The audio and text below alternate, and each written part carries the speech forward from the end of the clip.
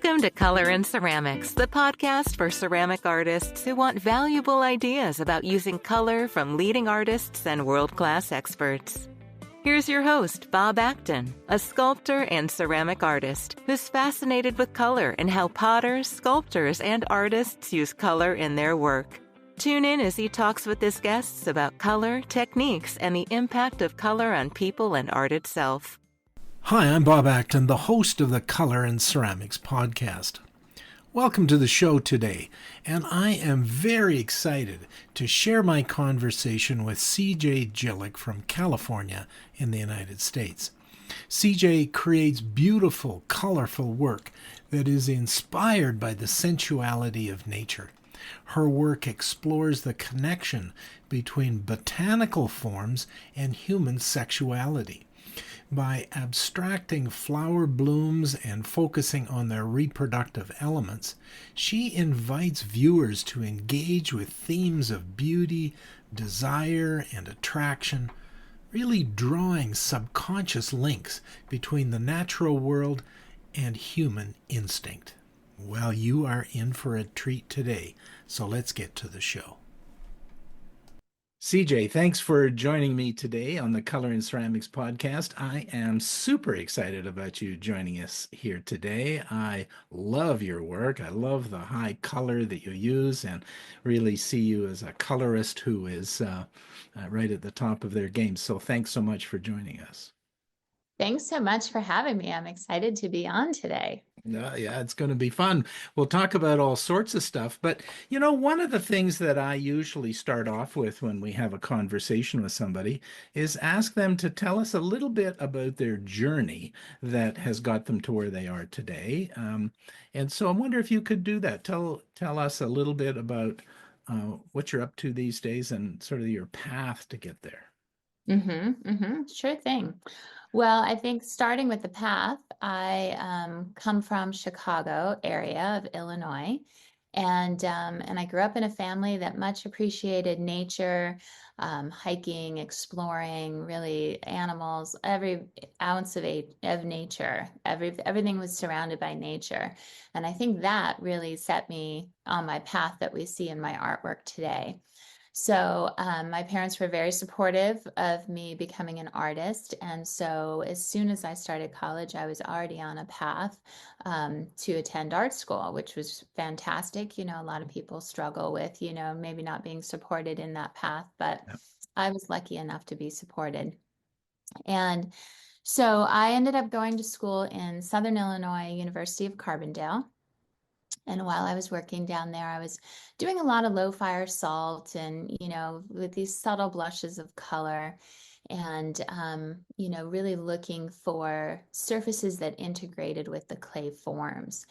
And while I was there, I met a good friend of mine and he recommended that I start wood firing. And he had a friend who just built a wood kiln and they were so excited about it. So I started traveling to California to wood fire. And, you know, I loved everything about wood fire. I loved being out in nature, processing the wood, loading the kilns, all the physical labor of it, just everything about wood fire I loved, and ended up moving to California for the kiln. So, you know, many people have many reasons to move, but for me, it was the kiln. And so I ended up wood firing for close to 15 years. And I think people who are currently aware of my work find that, you know, very bizarre, such a huge jump to go from the land of wood fire to such bright, bright, vivid color. So it was a very conscious leap for me. I had been making these slab-built forms that were very architectural in spirit, and I saw them as completely utilitarian and no one ever used them. You know, they just felt they were too sculptural to be used. And I found that very disappointing because I really wanted that play between use and, you know, function and form and all of that. So I decided, well, if people aren't going to use the work, then I might as well go sculptural.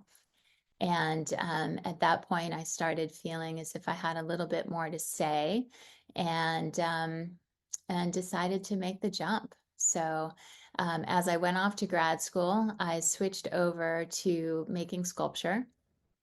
And that's an ironic one as well, because I went to Utah State University of in Logan, and Utah State University Logan. And it's known as a wood fire school. I think most people would kind of classify it as that. So it was me and my bright colors in the land of wood fire, but it was a fantastic place to be. And I really enjoyed my time there. So it was the right choice for me, and I did. I broke out of wood fire and engaged with color as much as Boy, I could. boy, did you ever. I mean, boy, you are use super bright colors, right? So tell us a little bit about that transition for you, how you, like, I understand the form changed that you were working Mhm. with, but also the surface changed for you. Yeah, it changed quite a bit. Mhm. So, I had an integration between the surface and the wood fire, and I loved the textural formats that I was using.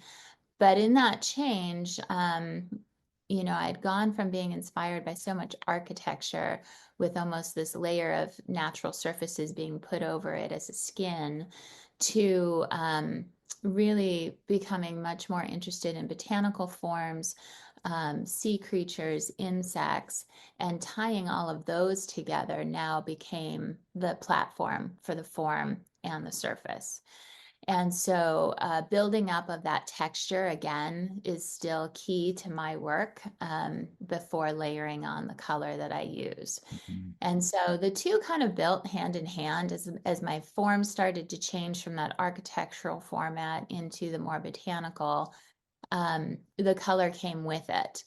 And real funny story, John Neely had been out of town on sabbatical for the first, I want to say like the whole first semester that I was in grad school.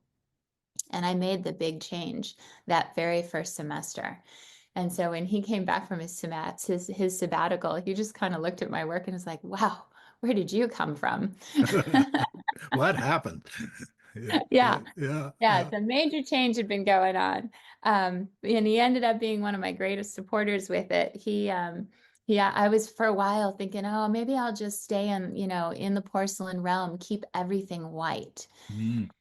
And we were having a conversation one day, and he's like, well, I just don't understand that because, a lot of the work that you're making, looks dangerous. It looks as if you don't quite know what it's going to do. So why would you play it so safe with color? And Yes. so I think that was just like the last little bit of encouragement that I needed. And man, boy, did I jump into color. Yeah, yeah. No kidding. It's gorgeous. Now, when you were you said that you were really trying to integrate a lot of nature and different forms of nature. You mentioned insects and flowers and so on. Can you talk a little bit about that integration for you of how you thought about that and how you worked through that? Hmm.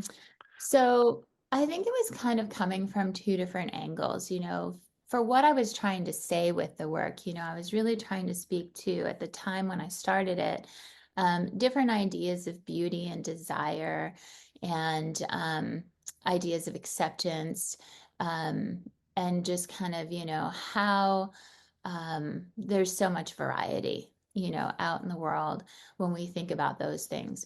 And so I started thinking about the natural world and how much variety there is and how I could pull those things in. Now, one of the tough things about working with botanical forms, which is probably my greatest interest, is that, you can get written off real quick. Oh, those are just pretty little flowers. So how do you say something a little bit more when you're working with a botanical format? And with the botanical format, the one nice thing is that botanicals can put a lot more out there without offending people than, say, figurative sculpture could, Hmm. right? Those tropical botanicals put it all out there. It's right in front of us, everything that's going on there, Yeah, right? yeah. So I found it to be a format in which, people could view it without, too much shock and awe. And um, and really kind of dive in and take a deeper look.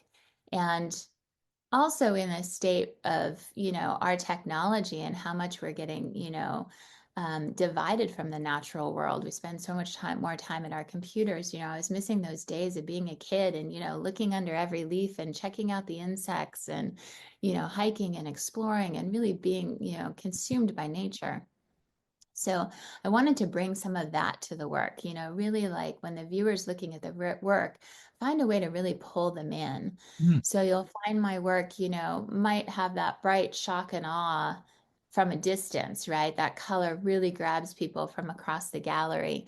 But I try to have really minute details on every piece so that if someone takes the time to walk across the gallery to look at it, they're rewarded by some little fine little detail or Mhm. a little bit of flocking, a slight texture change that's really going to pull them in and make them want to stay and engage with the work longer. Yeah, very cool. Yeah. You've also alluded to sexuality in your work, is I'm thinking, is what you're trying to say, that Mhm. around the pieces having some sexuality to them, and that's different in that floral form as it is in a human form, although they're both can be very sexual, right? And as you said, flowers really put it out there, although most people don't think of it that way.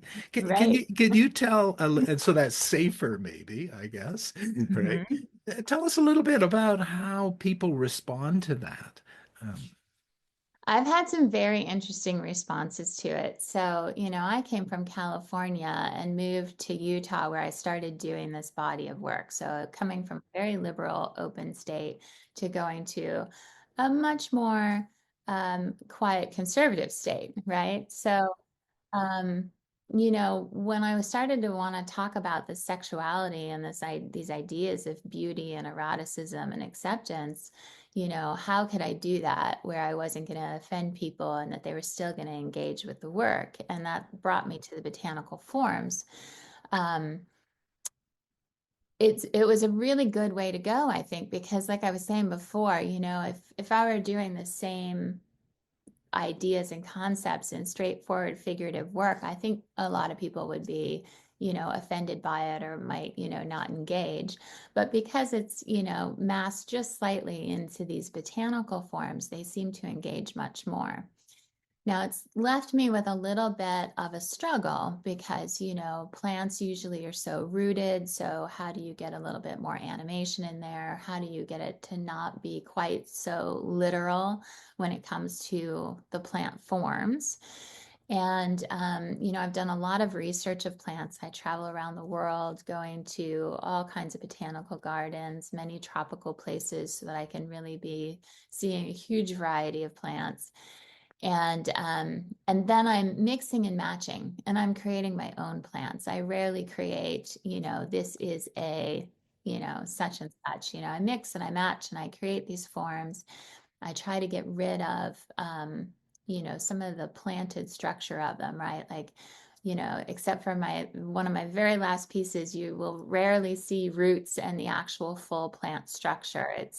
Um, it's altered, it's abstracted. Most of the petals are made to feel very engorged and, full. It's really brought down to these compositions that are mostly about the reproductive parts of the plants as a metaphor for the human sexuality and different, genitals and different parts that we see in the human body and those ideas of desire and eroticism that are equated with those. and what are you trying to get the audience to see or think about with your work? Is there a message that you're trying to get across, or is it a conversation you're wanting to evoke? Mhm. The original work was really just having people think about their own ideas of beauty and desire, and just kind of look at, these abstracted plant forms and see what it brought to mind for them. There were many very interesting conversations of what a form would evoke in one person versus another person. But I have been pushing my body of work into a new direction in my last show. This last year, I was lucky enough to have a grant from the state of California through the Inland Empire, which is in an area in Southern California. And with this grant, I was able to employ 4 other artists with myself. And we put together a show that was championing women's rights and LGBTQ plus rights. And we were speaking, my work specifically was speaking to the erosion of our rights right now. And so these plant forms were now becoming a metaphor or a platform for which I could then dive into that a little bit deeper. So I created 3 pieces for this exhibition, and one of them was a piece where you actually do see the whole plant and you see the roots of that plant just, trying and trying to get to some type of substance, something that's going to nurture and sustain them, and you can see it being drained away from underneath. So my work is moving in a more political realm, even though I'm keeping with the plant metaphor. I am speaking to some greater concepts now. Very cool. And how do you find people are responding to that now? It's interesting, some people respond to it and they get the takeaway right away. And for others, it's a little bit more abstract for them, and they might need a little bit more of a lead into what the topic is. But for those people, one thing that I love about the body of work is that it can also be seen as a statement in environmentalism. What Mm, does it take to sustain life? What does it take to sustain these plants? Are we depriving them of it, and how are we depriving them of it? So I love that there's 2 ways to have this conversation, and both ways are the things that are most important to me. mm. So I feel like it's a win-win. Yes, absolutely. And in lots of ways that offers an opportunity, I think, for people to engage with the work without getting offended, right? They could Mhm. move in either direction, whatever makes them feel more comfortable. And you as the artist can work with that, right? You can have a flow of conversation in line with that individual who's there. Absolutely, absolutely. And both are so important, right? Yes, How are we absolutely. staying life without our environment? And then what we do, when we do, what's our quality of life, right? Yeah. I could see that moving into thinking about the acceptance of the environment. You were using the word acceptance of our sexuality, but really also the environment, because I guess I'm really into that as well. So that's very much a key driver for me. I get that. Yeah, that's very interesting. I wondered if we could move a little bit more into talking about the work itself and maybe some of the technical pieces. And I wondered if you how you choose your color palette. Like what this you've got a wide variation in the kind of things that you put into your work. Can you talk a little bit about that? Right, yeah. So I have in my botanical forms, I feel like I have kind of 2 different realms. I have my studies of form, and this is the little bit older work where you see kind of a black foundation to the plants, Mhm. and then the sexual reproductive parts are the bright, vivid colors. And those I started doing in order to not only really start pushing those plan ideas and, follow that idea of abstraction that I was talking about before. And I wanted to find a way to pull away from the literal plant. And so by making the lower part of the plant black, which is a black underglaze that I'm over firing, so it has just a little bit of sheen to it. Almost looks like skin. When we Mhm. look at our skin, it actually does have a little bit of a sheen, and I'm trying to recreate that. And I see that as a visual foundation for the visual form. But at the same time, it abstracts that plant form. So we're not just seeing green leaves, green stems, knowing that there's going to be roots underneath. And I think it gives the piece the idea that it could be a little bit more animated. Mhm. Then that's the framework, that's the foundation to create this composition on the top of it that's vivid, bright color, focusing the viewer's eyes into what's going on with the reproductive elements of those plants. Yeah. So that's where I started. And I have found with some of the larger work, I've pulled away from the black foundation in the plant forms. And I'm keeping them a little bit more literal as I'm trying to push some of these other concepts with the work. So now you're seeing a lot more of those chartreuse greens and the real vivid greens in the lower half of the forms. And again, really hot, vibrant colors in the other areas. So, and all of my work is done with the Amico velvet underglazes for my surfaces. They're gorgeous, aren't they? I love working with them. They're so they're easy in some ways, I think, right? To get the image that you're after. Yeah, they're so easy to work with. They're so versatile. And, I've kind of really sunk myself into that particular palette and, have been really able to learn the personality of every one of the colors. So I know exactly which one's going to start to vitrify at exactly, what temperature. And I can even start to play that sheen off of some of the other colors that are not starting to vitrify yet.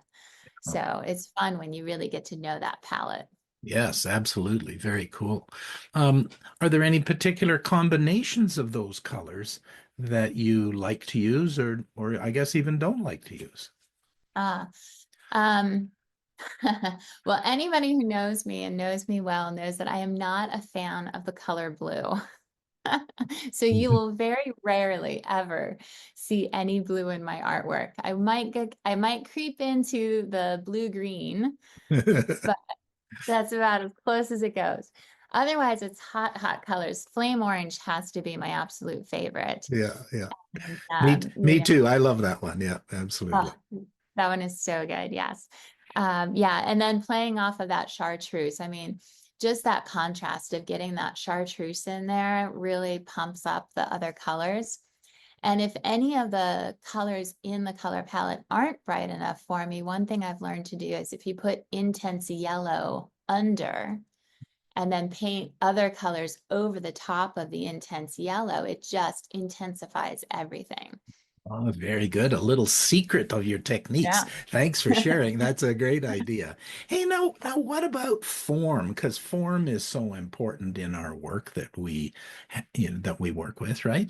How do you balance the color palette that you use with the underglazes with form and texture? hmm My form and texture is so important for me. I feel like if there's any place that I leave smooth, then I'm going to have to do some pretty incredible detail there. But I'm really using my carving from underneath to create the breaking and the moments where I'm going to create depth with the underglaze.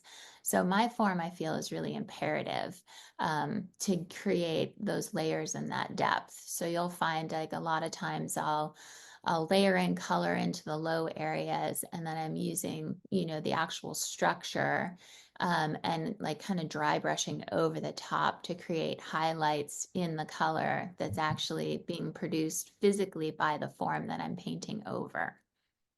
Oh, okay, very interesting. And are there certain forms that are a challenge for you?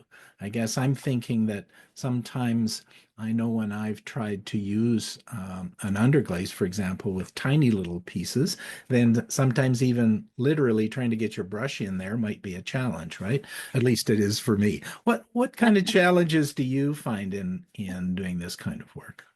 I do have some challenges. One thing that's helped me out, one year at Ensika, I found paintbrushes that were made with an angle in them. Oh, yeah. And I haven't seen them since. So I'm hoping maybe this year at Ensika I'll find them again. But those help me get into some little nooks and crannies. But another secret is a lot of times I build my objects in pieces and assemble after my surface is done. Mm. Oh, yeah, my pieces might be made in, 3, 4 different sections, and then I make sure everything fits together real well, so you're not really going to see that connection. Mhm. And I've also found I can use a couple of epoxies that I can color to match the underglazes. And so even if you maybe see a little bit, it's all colored to match and you wouldn't know. It's nice to be able to do that with sculpture, isn't it? That with Yeah. functional work you just can't, right? But with sculptural work you can use epoxies and sandblast, and you can do all sorts of things to Yeah. give the surface to whatever it is you're interested in. Yeah, the sky's the limit. And I love breaking out of that and even adding different elements. So sometimes, I might mix a two-part rubber and there might be a little area that's encased in rubber, or there might be an area that has, flocking on it. Or another favorite of mine, when I was traveling in Australia, I once found these vintage millinery elements for hat making that were vintage made, handmade in the Czech Republic. So well traveled. Yes, absolutely. Yeah, that's very interesting. I know I still have two big buckets of my mother's buttons in my studio that she used in her sewing, and sometimes those pieces end up on some sculpture. Sometimes they don't, but they're always there in the back of my mind. So very much kind of what you were talking about. Yes, absolutely. Yeah, I love that freedom in sculpture to break free and pull from other areas. Yeah, it's so cool. Hey, now, you said you've traveled a fair bit and that you're not making your pieces to look exactly like a flower that you might find in Costa Rica or some part of the world. Um, uh, what kind of organic form are you shooting for when you sit down in front of your work? Is it really a bit of fantasy that comes out of you in terms of the kind of form that you're trying to create for the work? Like, tell us a bit about that. It is. Over the years with this botanical body of work, I've always got the idea of I want these forms to look like, when you shut the door on the gallery and you walk away, that these are going to come to life and have their own little adventure, as soon as we turn our back. So I'm always thinking about, how can I animate them? How can I alter this, typical botanical structure? And that's led me, to looking at a lot of insects and different things like that to kind of like integrate a little bit more animation into the forms. So they really are, a combination of different things. Some of them are starting to acquire, wings or, things that look like legs or, all these different things to kind of bring that extra element of animation to them. And the other thing I'm looking at in the tropical plants specifically, they have such great color, but they also have, much like the typical succulents we see, they are engorged. There's a fullness to them that, just makes them feel so lush and so alive. And so I'm really trying to pull that into the work as well. Yeah, very cool. Now, let's say you had some students working with you, some people who weren't as experienced and sophisticated as you with your work. What kind of guidance would you give them? What advice might you give somebody who's starting to work in this area? In the botanical area or just in clay in general? Well, how about both? Okay.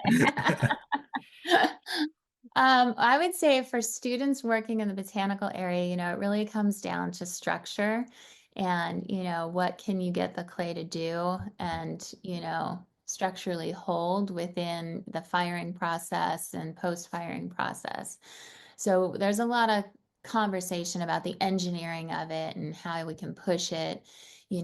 Definitely what I was just talking about by, that fullness that I put into all of my, petals Mhm. and blooms really gives me a structural advantage when working with the clay because I'm not trying to use paper thin elements.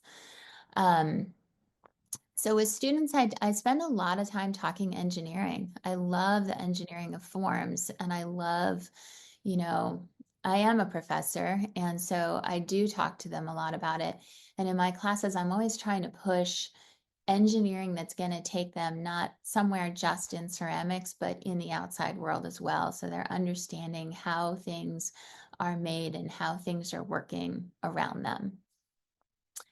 And in clay in general, make, try it, experiment with it, see what happens. Um, with sculpture, I'm always, pushing people, don't be done now. Like, you're not happy with it, keep going, keep going, keep going. What's next? Keep going. So yeah, it's always fun and playful that way. And when it comes to utilitarian work with my students, I think because I come from a maker point of view, I'm definitely a maker before I'm a conceptual person, right? That's almost like the second step. Um, I really want that functionality to be incredibly comfortable to use, very usable, surface friendly, all of those things that just make that your object that you want to use every single day. Yeah, it's got to feel right. Yeah. And yeah, absolutely. Hey, I've run into a few people who are um, anxious and worried about showing their work to others. And I wonder, given your work as a professor, whether you've encountered that, and if you have any ideas about how somebody can overcome that internal worry, I guess, of, being judged by others and so on. Yes. Um, well, I think my first instinct would be you're never going to make everybody happy. Right. So, it's just a matter of finding your audience rather than worrying about, if somebody doesn't like something, you haven't found your audience yet. There's somebody out there for everything. Um, that would probably be my address to the worry. As for, with students, I have to say, I don't go out of my way to show my students my work because I'm not there to create mini me's. I'm there to help them find their voice. So if my students research me, if my students know that I have a big project going on and what I'm doing, I will absolutely talk to them about it and engage. But I'm not going to walk into the classroom and be like, woohoo, this is what I make, because I don't want them to feel like, oh, I'm going to have to make these things, you know, to get the grade or succeed in this program. Hmm. I want them absolutely, engaging with the material and finding their own voice. Yeah, that's pretty critical, isn't it? Yeah, Absolutely. yeah. Um, are there any specific exercises or practices that you might suggest an emerging artist engage in? So you talked about doing more. Keep doing. Um, Anything else come to mind? Keep doing, I'd say keep looking. I think the first thing that I notice about young students that I'm working with is they're like, "Oh, I've done that. I made a coil pot. I've done that." It's like, "Well, you've done one.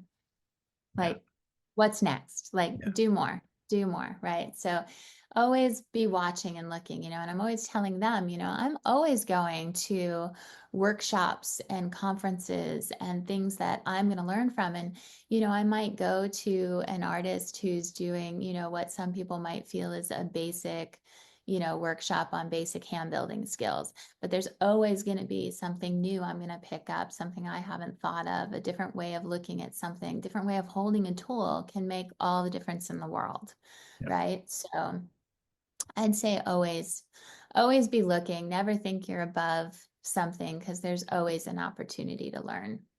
It's true, and really, I find that I can learn from all sorts of things. I can learn from painters, right? So I've recently been interested in color, as you can imagine, and so I'm finding all sorts of really cool ideas from painters, for example, who are doing some great work with color. That then I have to take that idea and find a way to apply it in some way to the clay. Mm-hmm, mm-hmm. Yeah. And that's exactly what I was talking about with the intense yellow underglaze, Mm. right? To pump up that color.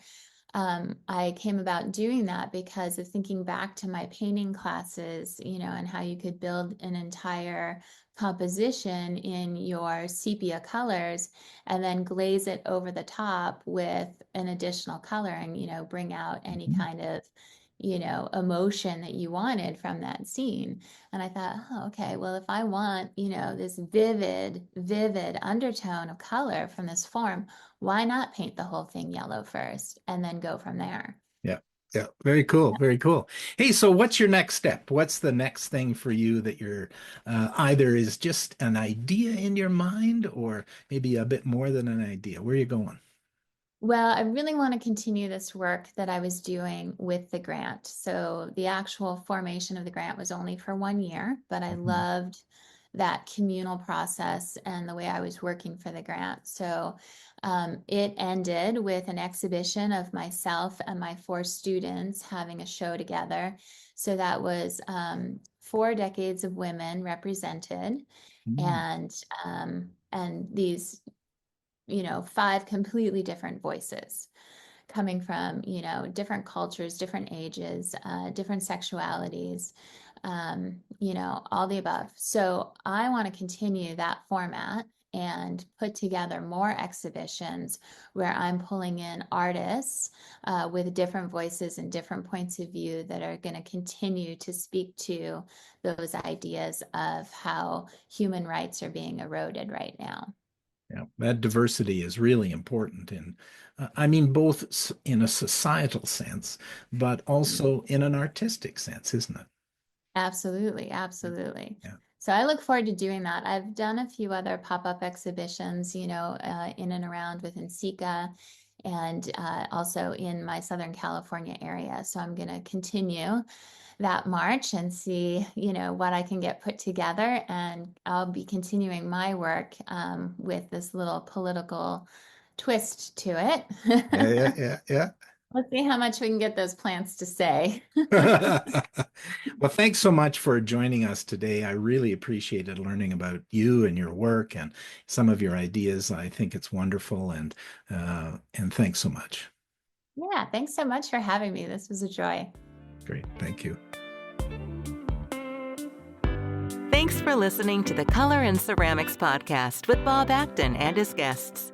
Please help others find the podcast by subscribing to this podcast wherever you find your podcasts, such as iTunes, Spotify, Amazon Music, YouTube, or other podcatchers. And don't forget to give us a review. We'll see you next time.